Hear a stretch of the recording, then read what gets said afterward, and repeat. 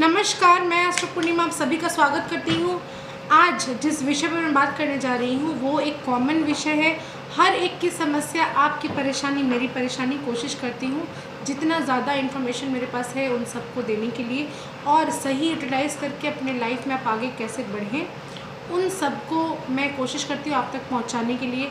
कई सारे कमेंट्स आते हैं मुझे व्हाट्सएप पर, कई सारे लोगों ने बहुत कुछ पूछा है। एक एक करके मैं आपके साधारण विषय पर बात करने जा रही हूँ और मैंने आपको पहले भी कहा है कि जिस विषय पर भी आपको जानकारी चाहिए कमेंट सेक्शन में लिखकर ज़रूर बताएं। मैं कोशिश करूँगी उसके ऊपर वीडियो बनाने के लिए। और दूसरी बात ये कि सबसे ज़्यादा मेरे चैनल को लाइक करें, शेयर करें, सब्सक्राइब करें ताकि दूसरों का भला भी हो, आपका भी भला हो। और हम सबका अगर भला होगा तो भगवान कहीं ना कहीं कुछ ना कुछ ब्लेसिंग्स हमारे पास ज़रूर आएंगी। इसीलिए कोशिश करिए कि किसी को दुख ना पहुंचाए, बड़ों का सम्मान करें। और सभी को बहुत बहुत गुरु पूर्णिमा की बधाइयाँ, शुभकामनाएं। और मेरे जितने भी गुरुजन हैं उन सबको मेरा नमन।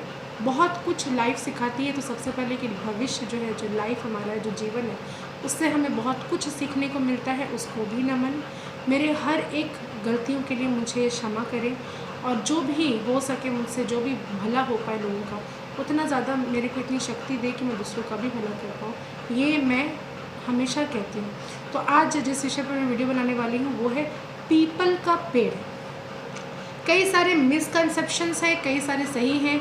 लोग अक्सर क्यों डर जाते हैं? पीपल का पेड़ खुद नहीं काटना चाहते।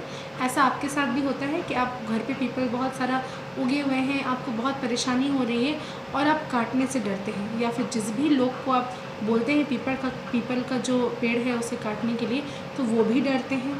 तो इस विषय पर मैं आज बात करूँगी।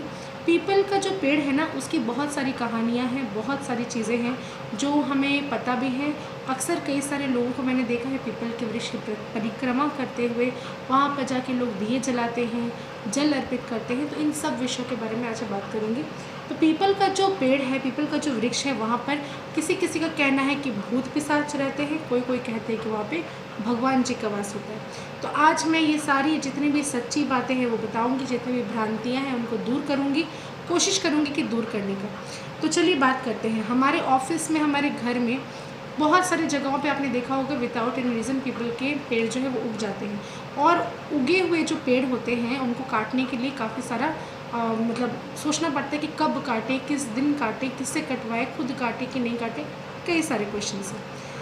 पहले के ज़माने में एक कहानी हुआ करती थी। जब समुद्र मंथन हुआ तो उसमें से माँ लक्ष्मी का जन्म हुआ। उनकी जो बहन है अलक्ष्मी, वहाँ से भी उनका जन्म हुआ। लक्ष्मी का जब जन्म हुआ तो विष्णु जी ने कहा कि मैं लक्ष्मी से शादी करूँगा। लक्ष्मी जी ने शर्त रखी कि मेरी शादी तभी होगी जब मेरी बहन की शादी हो जाएगी। तो ये जिम्मेदारी पहले आपको उठानी पड़ेगी, आप पहले मेरी बहन की शादी करवाएं, उसके बाद ही मैं शादी करूँगी आपसे।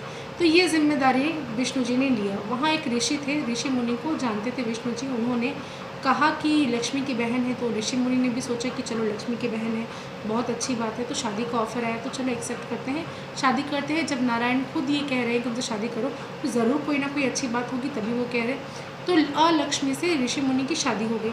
शादी के बाद जब वो ऋषि मुनि के आश्रम में गई तो वहाँ पर अंधेरा ही अंधेरा छा गया। सारी दिया अपने आप ऑफ हो गए। यज्ञ जो हवन है वो भी नहीं कर पाए ऋषि मुनि। वहाँ पे चारों ओर तहलका मच गया, दरिद्रता छा गई, दुख, शोक सब कुछ घेर चुका था। वहाँ पे गरीबी हो गया। बहुत कुछ ऐसा हुआ कि ऋषि मुनि को समझ में किसके पैर पड़ते ही मेरे घर पर इतना सारा नुकसान हो गया। सारे ऋषि मुनि घर छोड़कर, आश्रम छोड़कर वहाँ से चले गए।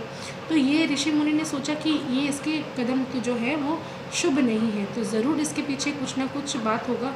अब इसके साथ तो रहना असंभव है। तो ऋषि मुनि बहाने से अलक्ष्मी को अपने साथ लेकर दूर घूमते हुए गए एक पीपल के पेड़ के पास। वहाँ पर उन्होंने कहा अपनी पत्नी को कि आप यहाँ बैठिए, मैं आ रहा हूँ थोड़ी देर में। तो पहले के ज़माने में बात थोड़ा और कुछ और रहा करती थी कि पति ने जो कह दिया पत्नी के लिए वो लक्ष्मण रेखा हो गया, यहाँ से नहीं जाना है, यहाँ इंतज़ार करना है, मतलब यहाँ इंतज़ार करना है। तो अलक्ष्मी जो है वहाँ पे वेट करने लगी। दिन बीते, महीने बीते, साल बीते, लेकिन ऋषि मुनि का कोई पता नहीं चला। अब अलक्ष्मी जो है वो रोने लगी, काफ़ी रोने लगी, काफ़ी मतलब दुख प्रकट करने लगी। और ये बात जो है वो लक्ष्मी जी को बिल्कुल भी मतलब अपने आप पे नहीं रही। लक्ष्मी माता ने कहा विष्णु जी से कि आपने, मेरी बहन जो है वो रो रही है और इसके ज़िम्मेदार सिर्फ आप हैं। इसीलिए कहते हैं ना कि शादी किसी से भी जोड़े मत लगवाओ, शादी के मामले में नहीं पड़ना चाहिए। अगर अच्छा कुछ हुआ तो वो आपको फ़ोन करके बिल्कुल भी नहीं बोलेंगे, लेकिन अगर कुछ भी बुरा हुआ लड़की के साथ तो ज़िम्मेदारी सारी आपकी हो जाएगी कि आपकी वजह से ऐसा हुआ। इसलिए लोग ये ज़िम्मेदारी नहीं लेते। तो विष्णु जी तो पड़ गए संकोच में कि अरे ये तो सही बात है, मैंने तो करवाई थी। अब लक्ष्मी जो है वो ज़िद करने लगी कि मुझे लक्ष्मी के पास लेकर चलिए, वो क्यों रो रही है, उसके पीड़ा को हमको दूर करना ही पड़ेगा। तो वो विष्णु जी के साथ पीपल के पेड़ के पास आती है। आके लक्ष्मी जो है, और लक्ष्मी अपनी बहन के साथ बातें करती है और विष्णु जी को कहती है कि अब इसकी शादी करवाइए या कुछ भी करिए, क्योंकि ये जो है अब संकट बहुत ज़्यादा आ गया है और ये दुखी है। तो अब ऐसा हुआ कि हम लोग ये भी जानते हैं कि पीपल का जो पेड़ है, जो वृक्ष है, उसमें वो विष्णु भगवान है। गीता में ऐसा लिखा गया है कि पीपल का जो वृक्ष है उसमें साक्षात वो विष्णु जी का ही प्रतीक माना गया है। तो कहा कि अलक्ष्मी का जो वास है वो यहीं पर होगा, पीपल के वृक्ष में ही होगा। लेकिन अलक्ष्मी अगर सारे समय अकेले रहती है, इसीलिए विष्णु जी और लक्ष्मी जी ने ये कहा उनसे कि हम लोग तुमसे मिलने आया करेंगे शनिवार के सुबह 4 बजे से लेकर रविवार के सुबह 4 बजे तक। इसमें विष्णु और लक्ष्मी जी का वास रहेगा। इसीलिए ये कहावत है कि लोग जब भी पूजा करने के लिए जाते हैं, पीपल के वृक्ष को आप अगर स्पर्श करते हैं, अगर टच करते हैं, दूर से आप रेगुलर उसमें दिया दिखा सकते हैं, लेकिन अगर आप उसको स्पर्श करना चाहते हैं तो वो केवल और केवल शनिवार और रविवार वाले दिन, रविवार सुबह 4 बजे के पहले तक आप उसे टच कर सकते हैं, स्पर्श कर सकते हैं। अगर अन्यथा अगर आपने किसी भी दिन उस वृक्ष को छुआ तो दरिद्रता आपके साथ आपके घर पर चली आती है। इसीलिए आप दूर से पूजा करें, लेकिन शनिवार के दिन आप चाहे तो उसमें जल अर्पित करें। वो साक्षात विष्णु जी और लक्ष्मी जी का प्रतीक है। उसमें जल चढ़ाने से आपकी घर से सारी दरिद्रता दूर हो जाती है। ऐसा आशीर्वाद दिया विष्णु जी ने कि जिस शनिवार वाले दिन जो भी जल अर्पित करेगा पीपल के वृक्ष में और शाम के वक्त दिया अर्पित करेगा, माता लक्ष्मी प्रसन्न होकर उनके घर उनके साथ चली जाएगी। और बाकी सारे दिन में अगर वृक्ष को स्पर्श करते हैं तो दरिद्रता और लक्ष्मी का वास हो जाता है उस इंसान के घर पर। तो इन चीज़ों का ध्यान रखना ज़रूरी है। पीपल के वृक्ष अगर आपके घर पर हो जाते हैं तो इसीलिए ये गीता में ऐसा लिखा गया है, ऐसा कहा गया है कि जो भी इंसान, क्योंकि वो विष्णु जी का प्रतीक है, जो भी इंसान पीपल के वृक्ष को काटता है उस इंसान की मृत्यु 1 साल के अंदर हो जाती है। तो ऐसा नहीं करना चाहिए। अगर आप वृक्ष को काटते हैं तो उसके पहले 2 काम ज़रूर कर लें। पहली चीज़ तो उसको पूजा करवा लें, किसी पंडित से पूजा करवा लें, और जिस कटारी से उसको काटने के लिए जाएंगे उसकी पूजा अनिवार्य है, ये कहकर क्षमा मांगकर आपको काटनी चाहिए। दूसरी चीज़ ये 108 पीपल का वृक्ष लगा दें, पहले ही लगा दें। अगर आपको काटना है तो इसको पहले ही लगा दें, क्षमा मांगकर ही काटें, अन्यथा इससे अहित होता है।